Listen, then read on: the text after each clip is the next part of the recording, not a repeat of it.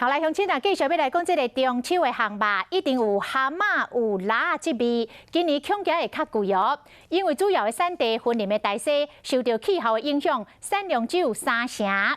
这个量少计数就压起来，每台斤已经来到150块左右了。讲中秋前也会继续过来起。这技术遮尔啊好，云林卖了一个72岁乡亲，就想要出海加挖一挂来卖。结果海水涨大水，去调离海保，加在海巡人员平安甲救回来。两个海巡人员行路行到浦轮顶悬，甲调离海水当中的老大人救起来。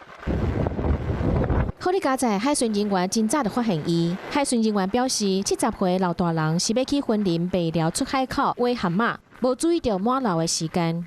经初步检查，老翁并不受伤，休息后自行骑车离开。老大人啥那要冒险去出海口挖蛤蟆来卖，原来是因为讲全台湾文下上大的产地就是云林的大西，今年产量少继续起。气候影响啦，气温升高啦。来到市场，业者讲进货数量真正有较少，所以较大粒的文下每台斤划到150左右。大粒较贵。就较贵淡薄啊，我普通时嘛是共款计数。业者是讲中秋节要到啊，文下需求会愈悬，计数可能会起，所以今年若是要食到较鲜的咸文下，可能得加开一撮钱啊。